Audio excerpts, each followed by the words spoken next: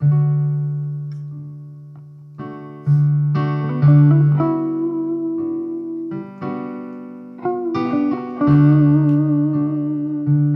to the DCM Podcast, presented by Dave Creek Media. Usually we talk about marketing,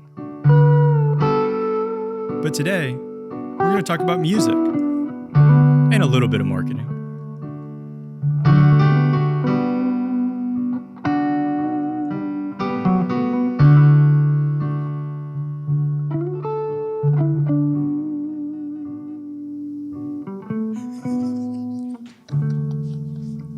Gave me the head nod. Welcome back to the DCM Pod, where we talk about marketing, business growth, creativity, and people behind the work. And also, it sounds like from Paul's intro, music today as well. That has to be the best intro I think I've ever had in my entire life. I feel like I was getting serenaded. It was beautiful. So today's episode, we're sitting down with a very special person. His name is Justin Velte. He is DCM's very own ads and analytics director.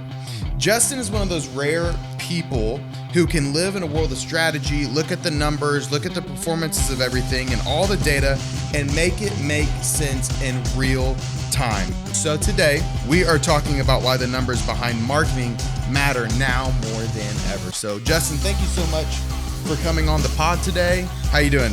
Doing great. It's great to be here. Yeah, glad to have you. Tell us about yourself, Justin. Yeah. So, I've been at Dave Creek for about 6 years now. Super passionate about marketing, especially passionate about analytics, numbers. Also pretty big into music, as we saw from the jam earlier. Mm-hmm. So yeah, just anything that's kind of nerdy. That's what I'm all about. There we go. Do you want to shout out your band? Which one? Which one? All your bands? Actually, today we'll just have Paul be the shout out today. That's my band. There we go. Nice. Yeah. Nice. Very nice. Well, Well, we've always joked about doing a DCM band. We've had a lot of musicians here at Dave Creek over the years. Right. And so it's fun to actually get to sit down finally and actually play with a couple of us. All right. Practice number one, right? Practice number one. It's only going to get better. It has to start someplace. And that was pretty good to start off with. Typically it's like, it's not great. You guys just did that right off Locked the cuff. in. That was awesome.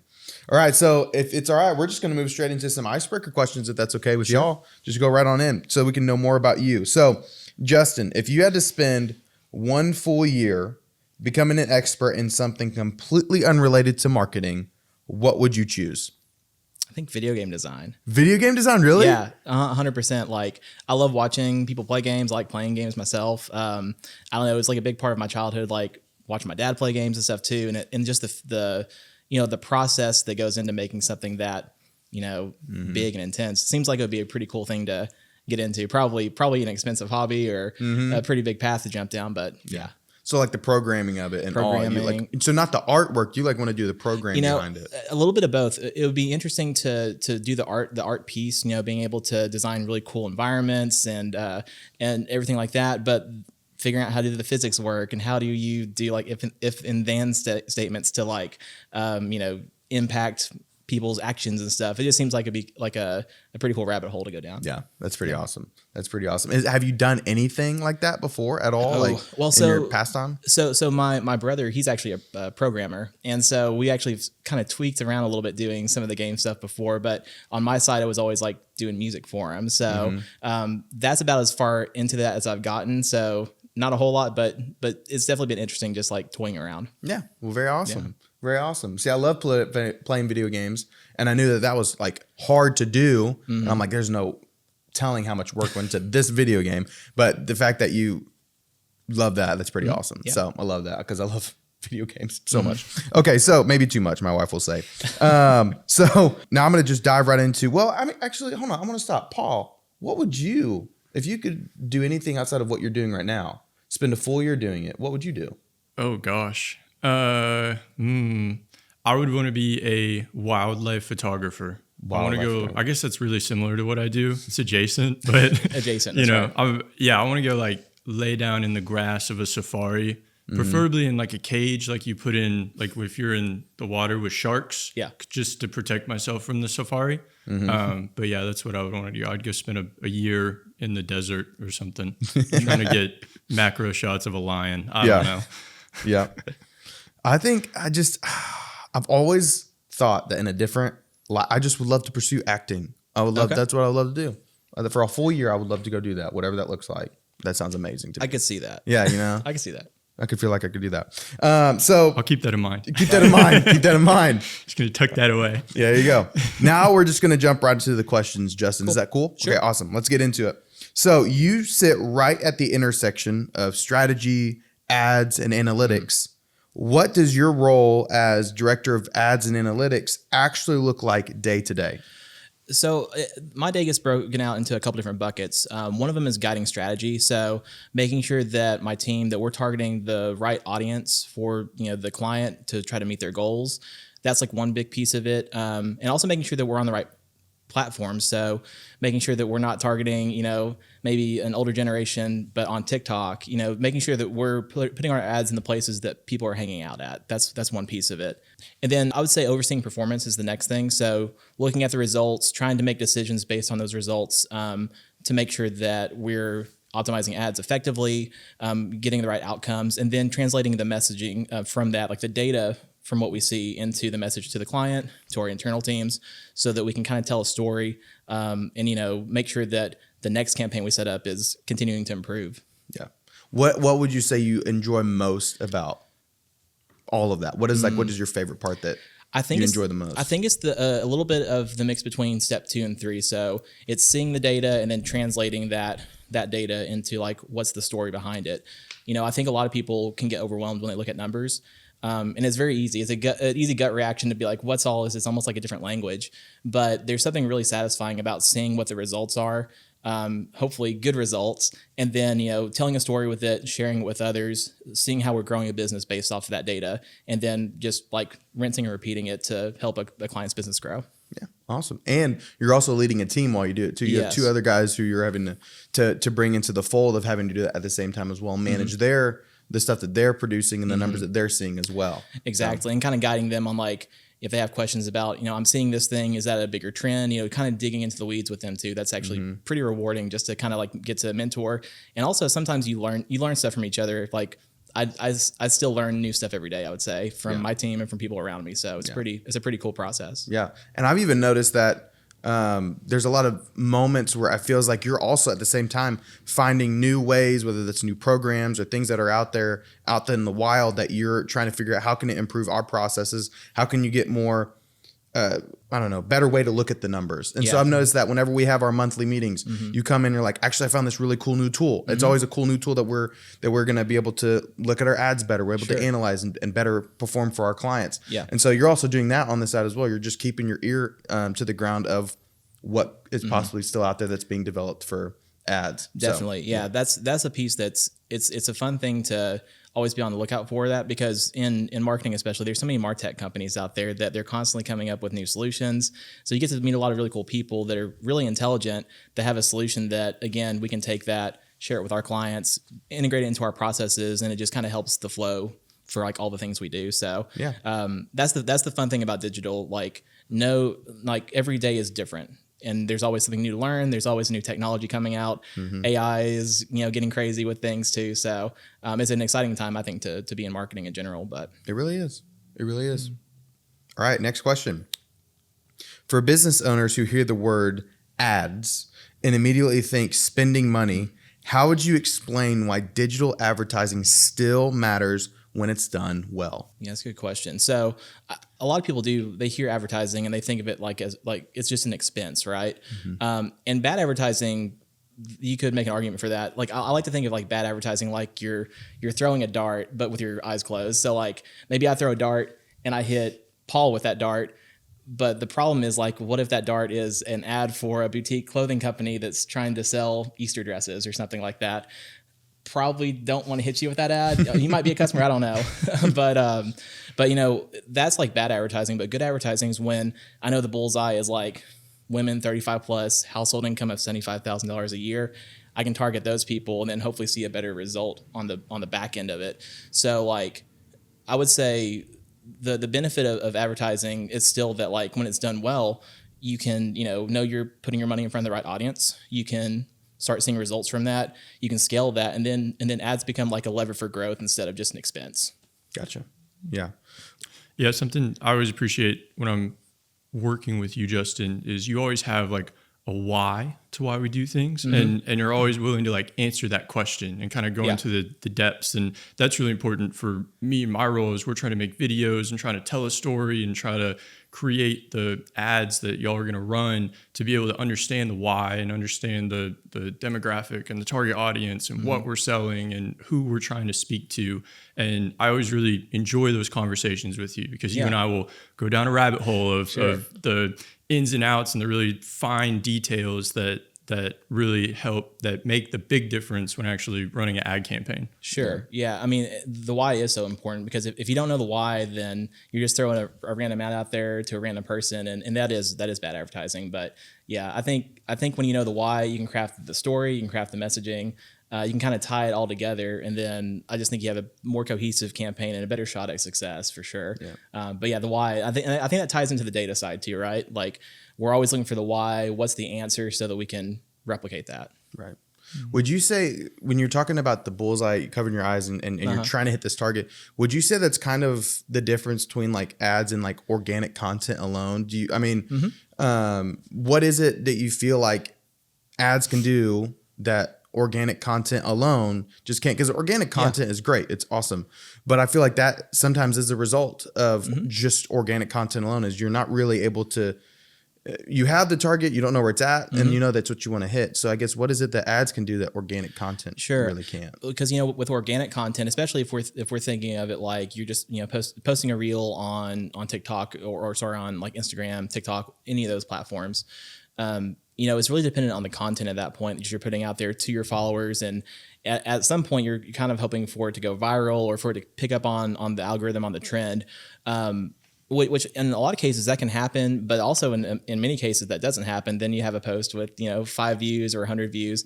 But with targeted ads, we can take that same content and then we have that layer of, we can actually say, here are the people that look like the customers we want to get in front of, or the fans we want to get in front of. There's a lot of different techniques we can do for that, but we can actually define who the audience is and put money behind it to say, with all the channels, when these people are on them, send those ads to them. Whereas with organic, you are kind of relying on what's trending. Do you kind of just like hit into that stream of like a viral kind of a post to influence more people? And it's gotten harder too, especially on platforms like Facebook and Instagram, where really even for people who are following your page, content kind of gets buried from it unless it is paid. So there's a little bit of, you're fighting a lot of systems a lot more with organic content sometimes than with paid, where you can put some money behind it, target very effectively, and then push ads out, for example, or boost a post. How have the channels that we push ads to kind of evolved over the last, we'll say 5-ish years? There's kind of a couple of different iterations that have happened over the last couple of years even. But how has that kind of evolved for you in your role? I think especially one of the big things that I think about is when iOS 14 dropped years and years ago at this point. But, tracking became even tougher to kind of dial in on. And at that point, Facebook, for example, with all of that, it became this platform where you didn't see as much conversion activity tracking back, and it kind of made people want to jump ship on it because they couldn't prove results were happening, right? So I feel like there was a period of time there where we even strayed away a little bit from pushing Facebook or Instagram as much because of outside factors like that. And then over the years, tracking's gotten better. Things have kind of come back into play where it makes it easier to hone in on those pieces.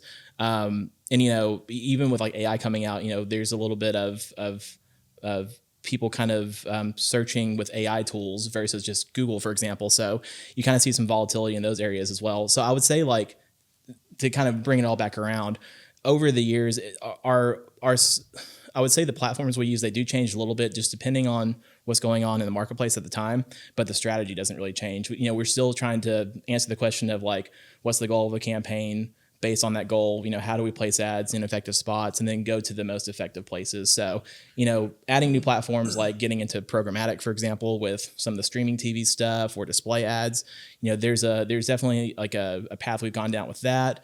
Even testing some waters with TikTok ads over the past as well. We definitely like try to test new platforms, but at the end of the day, it's more about, does the core strategy still, kind of translate across these different places, and where can we place that? What it sounds like, when you look at this data, when you look at the numbers, it tells a bigger story rather than just up and down. And a lot of different formats that we use, different platforms, it's a green number or it's a red number. But what it sounds like is when you look at them this way, it is more than just a up and down. It tells a bigger story. Sure. I'm trying to say. Yeah, it definitely does. And especially, when we have clients that have a lot of history with their data. For example, it can be more than month over month. It could even be year over year or multiple years over year. So you can start seeing, are these numbers impacted by seasonality, for example? Is it impacted by a world event? Because sometimes you can do everything right, by the books and stuff, but maybe something happened, outside of the confines of your office or things that are in your control. And then that global economy can impact like that micro economy too. So, looking at those trends over like a long period of time, that can tell you that can help you tell the story of what actually happened with the campaign. Is it an optimization I need to make with a ad headline, creative? Is it a targeting problem? Is it a seasonal fluctuation, or is it something that's a little bit more in the economy? For example. Yeah. What are some of the risks that you see with a business not really paying attention to their performance data? What are some of the biggest risks for a business who does that? Man, really from an ads standpoint, well, there's a couple of things I would say. The biggest thing though would be, just being wasteful with your spend. It's very easy to spend a lot of money really quickly in these ad platforms. And if you're not paying attention to that, let's just say to be profitable with a lead, maybe you need that lead to come in at $10 per lead. But if you weren't paying attention to your advertising and you see that down the path, okay, my cost per lead now is $150, you could be driving a lot of business for yourself, but maybe it's not profitable at the end of the day. Maybe your customer lifetime value doesn't align with what it takes to actually get that customer. So I would say the biggest thing would be cost, at least from my standpoint. Another thing that it could be as well is, and this is more from like a standpoint of maybe you're spending money but on the wrong people or to an audience that's not relevant. It could even be like a brand impact. So maybe if you're sending your ads to people that don't align with your brand, then you could get a lot of negative feedback, or there could be a lot of other repercussions that could come into the mix as well. So I think just being mindful of what you're spending, what you're advertising, how your performance is. There's so many different impacts that you could run into from that. Yeah. One of the big words that you use a lot, well, it's not a big word, it kind of is audience. Yeah. And so who would you say, we talk about audience in terms of ads for who we're actually delivering these ads to. Sure. And for each business or ad campaign, we define who the audience is and who we're actually going to be targeting. Who would you say is the audience for businesses that need to run ads? Kind of flipping it on its head a little bit. The audience for businesses that need to run ads. Yeah. So basically what businesses absolutely should be running ads because. Yes. Okay. Yes. I mean, that's a great question. I think any business that's service-based, if you're trying to drive leads for roofing jobs, plumbing jobs, anything where it's kind of like on a by project basis, word of mouth is still a strong thing, especially in our area, but word of mouth might only get you so far. So making sure you've got some diversification and how you've got your leads coming in, I think is a big thing. So service industries like that. I've never thought about it like that, like diversifying almost like a portfolio. Right. You diversify your leads and have, word of mouth is one vein that you can reach people, but then also ads is another way. I guess you could throw like, social media is a portion of that, kind of the whole connected marketing architecture here. It all is just different. It's a portfolio for people to drive leads and find customers and sell more products. Yeah. Because I think of that a lot with, I have a few side businesses and, on the recording studio side of things, for example, we get a lot of business from word of mouth leads, but there's also been dry periods, like dry spells, where we don't see as much referral traffic coming in. So then you've got ads going that can generate some emails and you can start getting some projects based off of that. So I think any industry like that, where you kind of rely on project by project, it's just another great way to keep those things flowing in. Healthcare is another one also. I mean, that's one of those things that it's a longer selling cycle. It's a longer advertising cycle maybe than other industries, because when you're advertising with healthcare, people, they might not be sick at that moment that you're getting in front of them, but the hope is that you can nurture that audience, make your brand familiar and get those people comfortable with you, so that when they do have a illness or they catch a cold, whatever that is, they want to come to you instead of going to like a competitor hospital system or healthcare clinic, et cetera. So it's a longer process. It's kind of playing the long game, but I think that that's also an essential industry to, constantly be growing your brand and growing your reputation. Yeah. Yeah. I was actually the other day, to add even to this particular conversation, the other day, I even picked up on this. I feel like another risk is when maybe some business owners, they're like, I just think I'm just going to do it myself. Yeah. I'm sure it's easy as just plugging and playing, telling what I do as my company, and I can just pick it. It's going to be easy. And so one of the things that I picked up on the other day, I was trying to help my father-in-law work through it. I didn't even know this because that's my mindset too. I'm like, I'm sure it's not easy. I work in marketing. I'm sure I can go run my own stuff, but I'm not on the ads analytics team. I'm on the design team. I'm on the person who's trying to make social media run great for our clients. So I look at different kinds of numbers. And so as he and I were sitting there, I'm looking over his shoulder. I'm like, man, I don't know what any of this means, because it ended up making him become a special, what was the term? Special advertiser category. Special advertiser category. And he's going, I don't know what to do. And I'm going, I don't know what to do either. So if you're not careful, it also sounds like another risk is you could end up throwing money at the wrong thing whenever you could find another way around these particular issues if you don't really pay attention to your ads and trying to do it strategically, rather than just saying, I think this seems like it'd be easy, when really not saying that ads are super hard, but you want to do them right. It takes work. Well, as Glenn says, there's times in business and in life where you have to pay a lot of tuition. Like that's when, if you make mistakes or have errors in ad setups or targeting issues, all the things that could happen. Right. I'm certainly not perfect. I've paid my fair amount of tuition over the years. So that's definitely part of it, especially like, I think of people that work with an agency like us, for example. We've paid a lot of those dues. We've paid a lot of that tuition to learn some of those things, and hopefully, as a result, we can save our clients and customers like that heartburn a little bit. So yeah, absolutely. Yeah, that's something that I've really enjoyed working on DCM social media over the last couple months now that we've all been doing this, and what I've realized is, wow, I'm really good at setting up cameras and doing the film aspect of it. But then when I go look at my side hustles and my businesses that I run, I'm like, wow, I work at a marketing agency and I'm kind of terrible at marketing. Like I'm really good at making the ads and doing the technical side of it of what I do on a day-to-day job. But the actual, in the big picture of it all, like there's other people that specialize that and have paid that tuition and are really good at that. So I've enjoyed learning from Tim and from Claire, and I enjoy learning about ads from you. And it's just really fun to have conversations about the bigger picture and the roles outside of my own here at Dave Creek, and just getting to be surrounded by it. It's been really just soaking all the information in. It's really fun. Yeah. Yep. Very cool. All right, now we're going to transition a little bit on this next question. So there are a lot of metrics out there. There's impressions, there's reach, there's clicks, there's conversions, there's watch time, there's ROAS, there's CTR. That can all start to kind of blur together. So for a business owner, what numbers actually matter the most? What are impressions? Impressions, that's when an ad is delivered to a user. So if they're scrolling on their feed and an ad shows up in their feed and they view it, they see it, that's an impression. What about clicks? Clicks, that's when somebody clicks on that ad. Okay. Reach is an interesting number.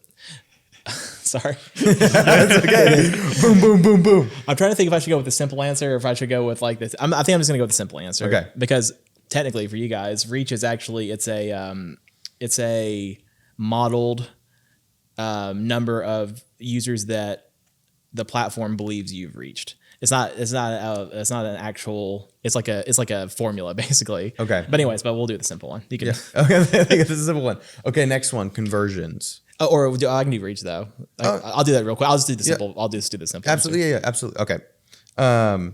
What about Tim? Ask what is reach? What is reach? Oh. Yeah. Sorry. I should have. What is reach? Sorry. Okay. Yeah. Sorry. Okay, my bad. I was doing good because I was hearing all the answers. I was like, that's cool, man. Yeah. I was like, I'll go with the simple answer for this. My bad. Okay. You're good. So, okay, ready? What is reach? I will be in a second. I promise. Well, I promise. Hold on. Let me just gain my composure again. Okay. Okay. Should I keep doing it to him? Just like, Yes. what is reach? Just like, Okay, hold on. Sixth installment to the Halo series. Right. exactly. That's what it Six, is. right? That was just a quick guess. yeah. I don't know. What is Reach? Halo, yeah. I Yeah, love Halo games. Reach, Wait a dude, such a second. great game. Okay, All right. yeah. So what is reach? Reach is how many people you reached with. Okay, I don't I'm know what sorry. it is. Now giggly. Okay. Yeah. Okay. Now what is reach?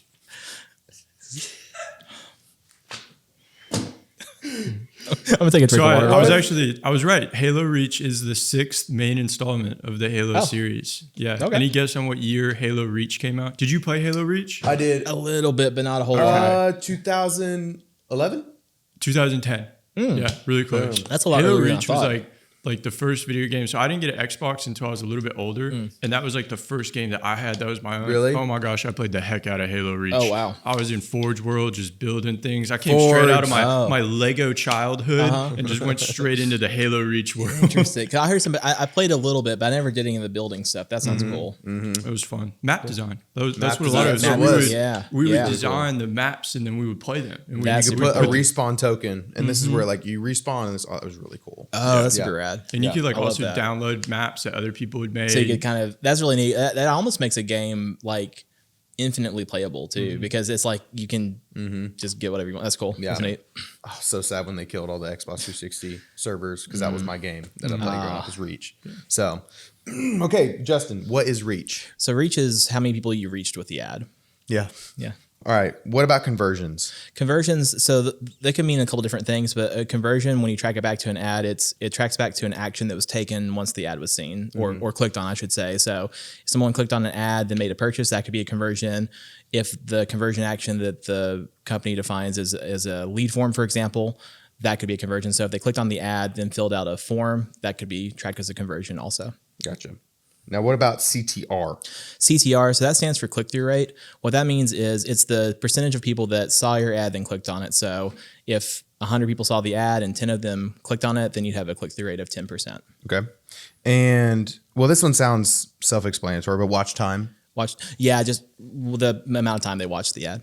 Okay. We pay attention a lot to that in video because Yeah. like if people are clicking out of our ads, so a lot of times we'll make like 6 videos in one ad campaign, and there's a number of reasons for that I won't dive into. But out of those 6 videos, we can see what video performed the best, and we can look at the analytics of it and see like which videos people actually watched all the way through versus these videos. It's really interesting if you want to dive really deep into it.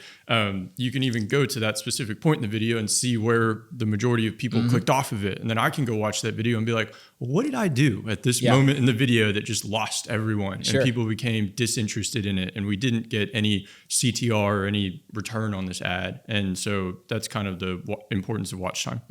Okay. What is ROAS? So that's return on ad spend. So that would be how much money did you spend on your ads versus how much money did you get back. So let's say if I spent $50 on an ad and then I got a $100 purchase off of that, I'd have a ROAS of 2. Okay. Is that right? Yeah. ROAS of 2. ROAS of 2, yeah. Perfect. So it's factored. Is that right? It's not like if you spent 50, made 100, the ROAS wouldn't be 50. The ROAS is 2. Yeah, so it's like Because you doubled your ad spend. Exactly. Yeah. Okay. So, if I put $1 in, got 3 back, that's like my return. Okay. Gotcha. Okay. So we talked about a lot of different metrics and different types of numbers that people can we've defined everything within ad spend. And so it can all start to blur together for a business owner. What numbers actually matter most? Yeah. There are a lot of numbers and there's a lot of metrics and I think they all have their purpose, right? So I would break them down into like these buckets. So you've got outcome based metrics. That would be things like leads, phone calls, purchases. Those are the things in my mind that have like the most direct bottom line impact for a business. So if they're booking appointments or booking a lead, that could lead them to obtaining a new customer and, growing recurring revenue. If it's a purchase, that's, instant, they're making more revenue off that. So that's more of like what I'm thinking of with outcome specific metrics. So very valuable for a business, valuable for us too, as we're trying to figure out what ads are working the best, what campaigns are working efficiently. You've also got efficiency metrics would be the second bucket I'd bring into this. So this would be more like, what's my cost per purchase, my cost per conversion, conversion rate. So out of the people that clicked on my ad, what percentage of people actually converted? Because I can use that information as I'm looking at an ad campaign or a specific ad to say, okay, this ad, 10% of the people that see it and clicked on it converted, but on this other ad, 50% of the people, they actually clicked on it and converted. That could tell me, let's kill the one that was a 10% and keep scaling the one that's 50%. So efficiency, it could also look like cost per click. That's another good efficiency metric. So looking at that number to determine, are my campaigns driving traffic at a good cost, or am I paying $50 a click for a keyword that's not converting? That's another way I would look at like an efficiency metric. The last one, I would call it a directional metric. So this would be more like click-through rate, for example. And I would almost say that it's a little bit more internal, like from what my team would be using to determine if an ad is engaging or not. So click-through rate, that could tell me if maybe if one ad has a click-through rate of like 2% and another ad has a click-through rate of 1%, maybe the one with 1% has weaker creative or weaker messaging. And that's where we can kind of test and iterate to see what are the elements of like the high performing ad that are good that we can replicate in other ads to try to gain more efficiency. Gotcha. Is there like a specific metric? Are there some metrics that maybe we pay too much attention to? Mm-hmm. I think a lot of people, and it's kind of a double-edged sword, a lot of people, they'll call out impressions a lot. And I'm actually a pretty big proponent. I like impressions as for certain objectives, but people focus a lot on impressions when that's just somebody seeing your ad. And that can be really effective if you're talking about a brand awareness campaign where you need to get your message, get your logo, get your business in front of people multiple times to build affinity. But I think for the most part, I tend to focus a lot more on what kind of traffic am I driving with clicks, or am I driving purchases? Am I driving bookings or phone calls? I think those are the big things to focus on, because at the end of the day, if we're trying to grow a business, those are the things we need to see actual growth and not just some of the vanity metrics. Right. Again, impressions have their place, and CPM, cost per 1,000 impressions. Those things have their place, especially with like streaming and branding campaigns. But when we're trying to talk about growth and success there, I'd say more of those outcome metrics are the things to focus on. Okay, gotcha. So which ones do people often overlook but should actually bring more importance to, should really pay attention to more? I think CPM could be one sometimes, just to see if the audience that you're getting in front of like is really more expensive than it should be, for example, or even click-through rate, I think can sometimes be overlooked a little bit. And I think that's a good one to keep an eye on, because if your ads aren't engaging, if you're not really capturing people's attention enough to make them want to explore more, then I think you've got a little bit of a breakdown in your flow. Yeah. So lastly, before we go to this next segment, what defines success for each client? Like, from each client to the next, taking everything we just talked about, the CTR, all the numbers that we've talked about, the ones that they overlook, but what defines success for each client when you go from client to client? Honestly, it kind of changes from client to client. It all depends on what the client's goals were, like whenever the strategy was crafted. So, when we onboard clients, we talk a lot about, what's the goal? What's the end state that you want to be in with your business? Is it that you want to drive 100 more calls a month? Do you want to drive, 30 more appointment bookings, whatever those things are? So it's kind of tricky to say. I would say it does change per client, because every client has different needs, right? So I think the most important things, again, in my book, would be what are the most performance-based, like conversion actions, whether it's purchases, appointments booked, phone calls, probably the most important ones. And then some of those efficiency metrics after that. So conversion rate, that's a big one to look at. Cost per click is a big one to look at. Those are probably the things I would hone in on the most. Gotcha. Awesome. All right. So this does feel like it is a good place to pause, because we talked about what to measure. Now let's talk about where some of these opportunities are actually going to live. So we're going to take a quick break, and when we come back, we're going to talk about CTV and streaming ads. And so to set that up, we would like to show you our Super Bowl style ad that we made about last month, Paul? We made that about last month. So we would love for you guys to be able to see that. That's going to lead it straight into our fifth question, and we just want to let you experience that.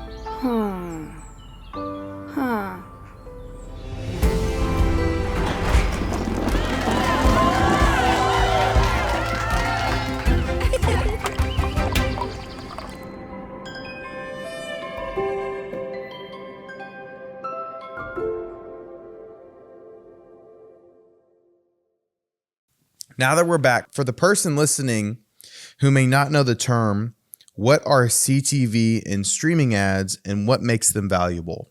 Yeah. So with CTV ads, streaming ads, we kind of use those terms interchangeably here at Dave Creek.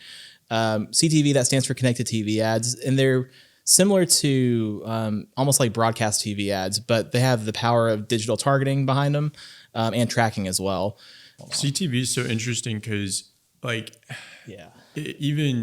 even a year and a half ago, CTV was just not a word that we said a lot. And this was streaming the first, was, but not CTV. Streaming was, yeah. And even the way that we've started talking about streaming ads has completely changed. And I've started seeing other people start talking about streaming ads and CTV.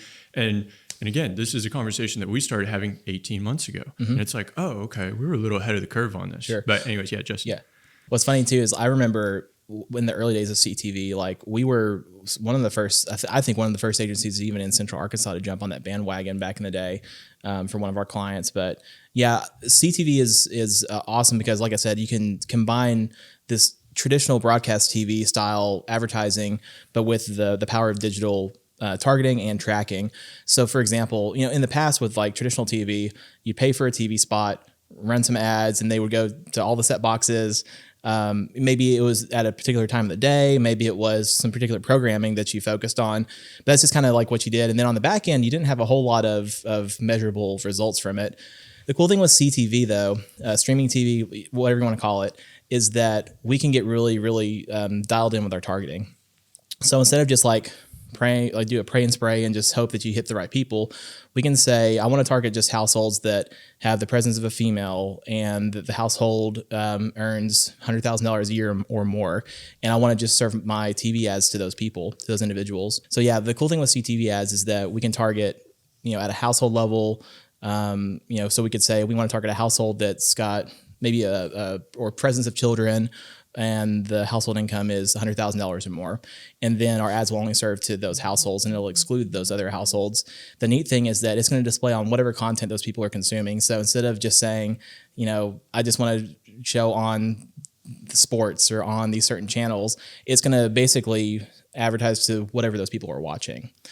Now, on the flip side with CTV, you can still say, I want to be just on Paramount Plus or Hulu or Disney Plus, like the kind of the buzz ones. But you can basically define your audience instead of just having to define it based on programming, which I think is a really cool, powerful thing about CTV. But there's also some tracking capabilities that's pretty awesome. So if I'm serving an ad up to Paul, for example, in his house, he's sitting there watching the ad. Well, if his phone's going to be in that house too, or should be in his house. And if it's a smart TV, displaying that content, those two devices can basically kind of talk to each other. And then we can retarget Paul later on with display ads, with video ads, and then, take that brand awareness campaign we did for CTV and turn it into traffic. So more of an action oriented campaign with display or with video. Like mobile, native video, for example. So it gives us a way to build an audience based off of viewership of a CTV ad and then have that person take an action after the fact, which traditionally with TV, you couldn't really do that too much. Right. Absolutely. Would you say that tracking is kind of what makes it different from traditional TV? That's a big part of it. And another really cool thing you can do with it too is we can even track back, if somebody with that phone ID, that cell phone, then let's say they see an ad for Chipotle. We were advertising for Chipotle, for example, or something. Well, if they then went to that store location, we could track back that, oh, that person saw the ad on CTV, went to the location, and we can count that as a conversion. So they actually showed up physically into a store.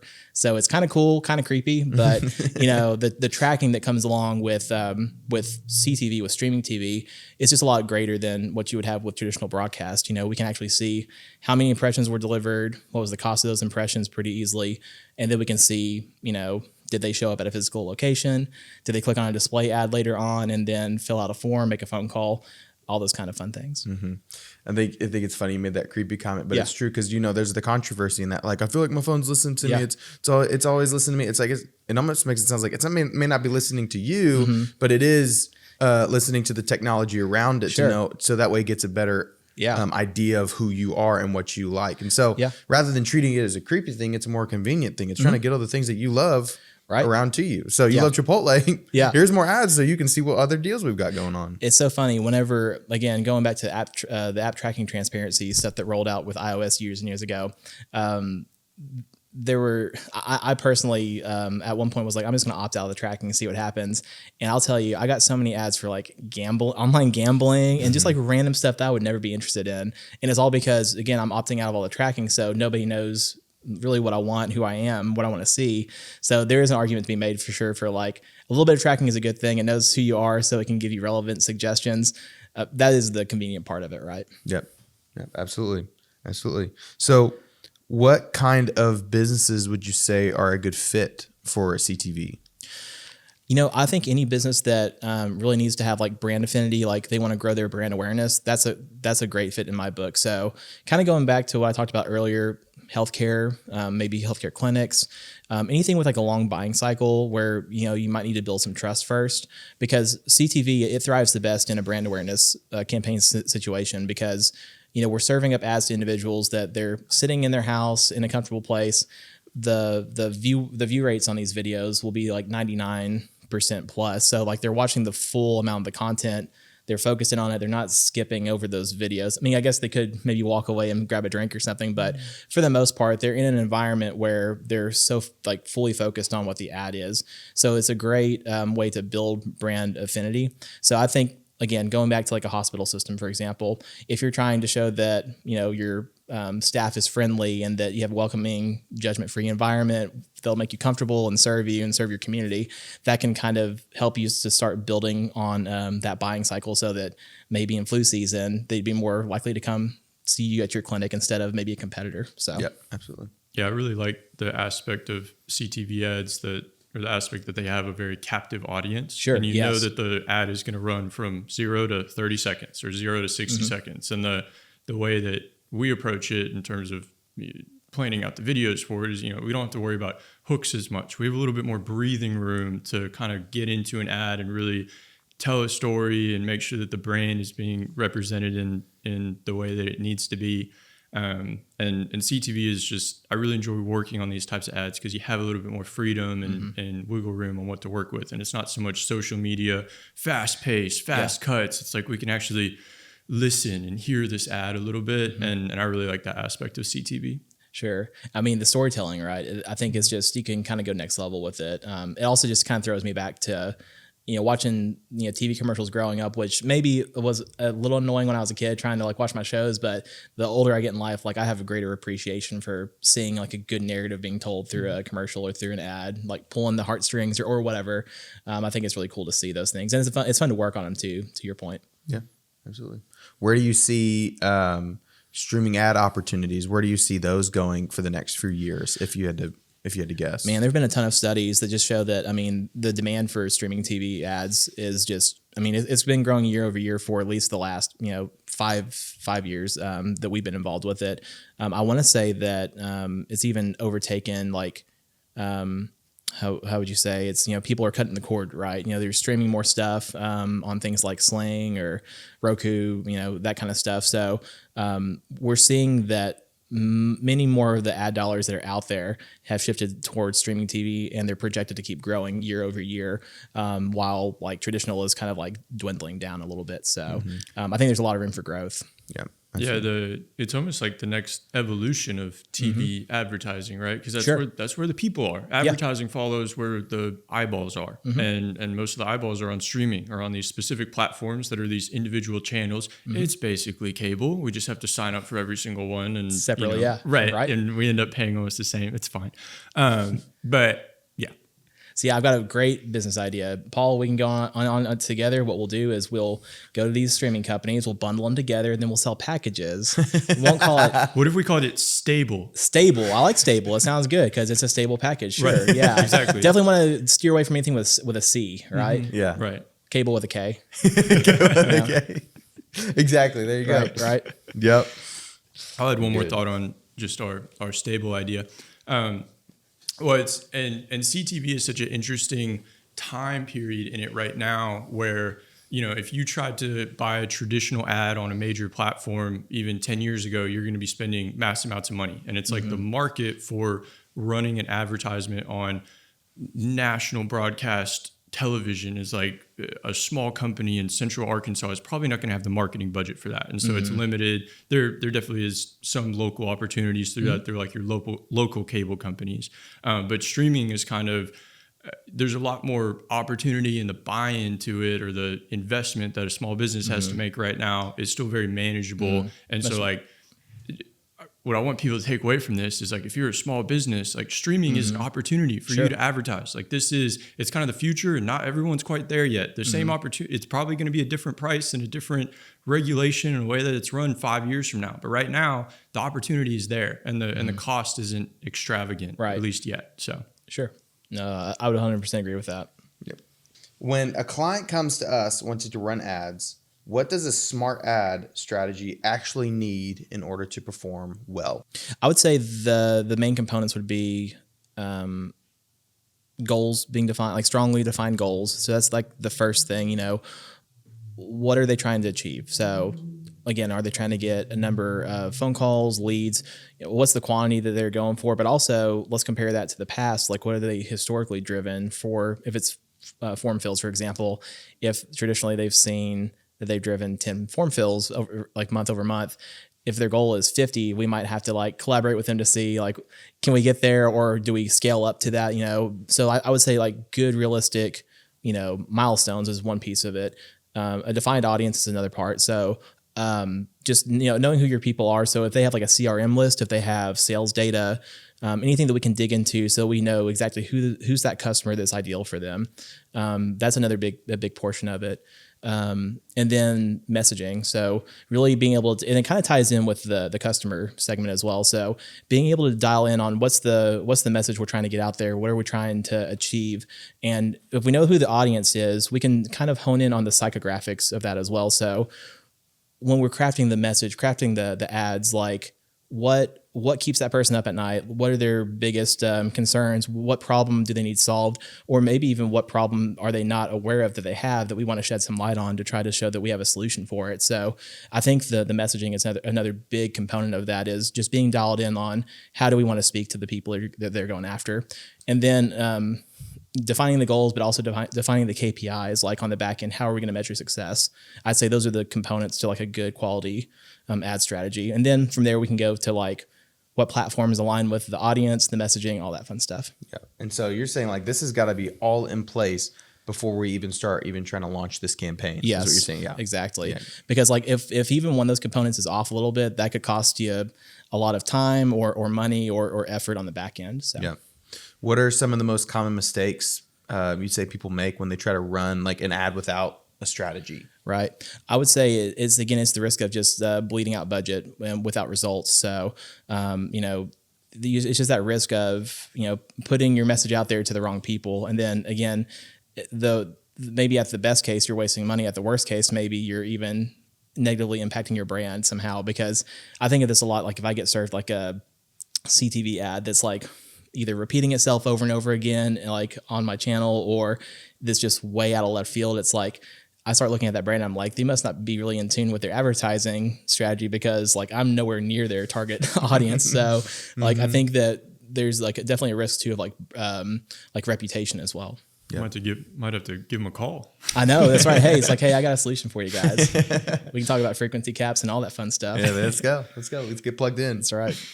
One of the biggest benefits of ads and analytics is that they help businesses make smarter decisions over time. Mm-hmm. So how do those two things, ads and analytics and the benefits of them, how do those two things work together to support long-term growth, not just short-term results? Sure. So with ads, on the ad side of things, I think that as you're running these campaigns, you can have confidence that you're being targeted. You're sending your message to a core group of people that you're wanting to grow, right? So I think on the ads piece of things, it's really important that you're putting yourself out there. You're trying to influence new prospects, and then and the analytics ties in with it hand in hand, because on the analytics side, then you're starting to measure, is it working or not? Testing, iterating, optimizing to the point where you've kind of got that growth formula down. And then on the backside of that, once you have those things together, then it's like scalable growth, right? So you can continue to repeat your processes, repeat your campaign launches, watch your data, and you can continue to scale whatever the product is, whatever the business is, further and further. Yeah. When do the numbers tell you to pivot, and when do they tell you to stay the course? Gotcha. I would say the pivot numbers are definitely going to be things like, if we're looking at, I can relate it back to click-through rate. So, for example, if I'm looking at benchmarks for the same industry on different platforms, and I see that our ads aren't meeting the benchmark averages, that could be an indication to pivot. It could even be if I'm seeing that I'm running an ad campaign and maybe one audience is showing me that it's with maybe same ad in different audiences, but I'm seeing that in this segment, my cost per purchase is $50, and in the other segment it's $5. That's a pretty good indication for me to, let's kill the expensive one and scale the one that's cheaper. So I'd say it's different, different things that you have to look at, but those are a couple, I would say, of like the efficiency metrics would be the things I would kind of hone in on to see when I need to pivot or when I need to stay the course. Because if I see that there's an ad that's just giving me great return on ad spend, then I want to scale that as much as I can, because that's the growth I want to see, right? So I would just say it looks like pivoting from the poor performers and then finding the good, strong performers and scaling them to the point where they kind of hit that point where it's diminishing returns, and then keeping it right below that. Yeah, absolutely. Yeah, and so it sounds like what you're also doing is, the benefit of those is you're able to see the patterns too, as you're able to look at, because it sounded like you said, if I see something that's performing really low, I just kill it. Because it's almost like you can see, like, I'm already going to probably see a pattern of this continuously, probably not really getting much impressions or engagement or getting a return on this. And so, and then you see something that, like you said, it's absolutely killing it. It's performing. It's giving us great numbers.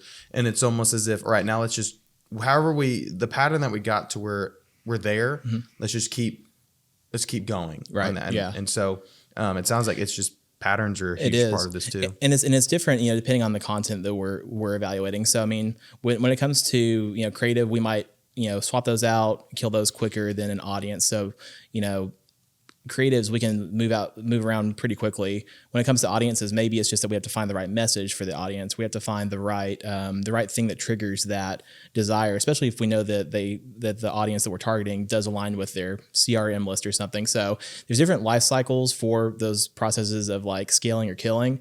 But definitely those are the things that we keep in mind of like, how quickly do we test it with ads, and how quickly do we test it with like specific audience segments as well. Right. So, all right, last question. As DCM continues to grow, why is it important for us to keep strengthening our ads and our analytics offering? I think it's important for us to keep strengthening our ads and analytics because it's important for our clients that we do that. And the reason I say that is because if we can keep improving on how well we can craft our ad strategies and our ad performance and how we can interpret the data and make decisions on that data and grow our clients' business, that's also going to grow our business. So like it goes in hand.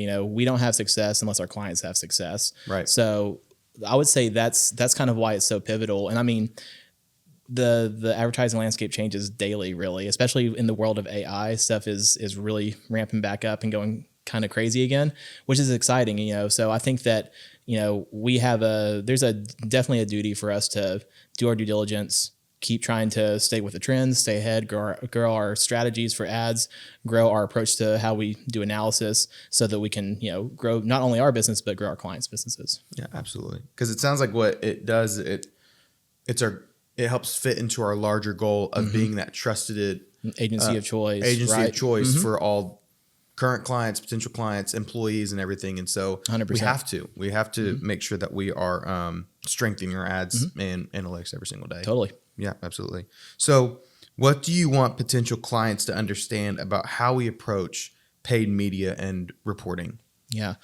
I would say that our approach, we try to put ourselves in the shoes of like a business owner. So, when we're crafting a strategy, we try to think of it, okay, if this was our business, how would we, strategize to grow our business? And then also when we're suggesting budgets or spending ad dollars, what would it be like if we were taking that money out of our own pocket and spending that? So we always want to make sure that we're being, judicious with ad dollars. We want to make sure that we're setting realistic goals and also being transparent and true partners to our clients because, at the end of the day, we have to work together. We want to make sure that they grow and we want to grow with them. We want to set good expectations and have a strong partnership.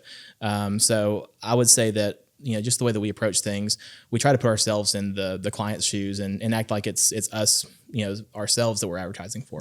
It's part of our values is remembering our client. Yep. Like we're trying to remember every single thing. We're remembering things they like, they don't like, because this is their baby. This is something that they've probably spent years to build. This is their business that we're trying to help build and adverize for. And then we have to own what we do too, right? So, we have to make sure that if we put our name to something, that we follow through with it. And if we have to pivot, we communicate, we pivot, all in the sake of growing. Yeah. So for the business owner who is still unsure if they want to run ads, what would you like to let them know? I would say if there's any sort of like hesitation to run ads, the reasons I think for the pros would be that, it gives you a way to control who you're speaking to. It gives you a way to, if you have, especially with having audience data, it gives you a way to speak directly to those specific people and try to grow that customer base. And again, it kind of diversifies, if you are heavily relying on just word of mouth, it gives you another iron in the fire so that you've got leads coming in from multiple sources. It just gives you another way to expand upon what you're doing well, but also to share that with other people and get even more business. So I think it's just important to be present, be top of mind with people, and it helps you cut through all the digital noise that's out there too. So. Thank you so much for watching the DCM podcast. Thank you, Justin, for your wisdom, for your perspective.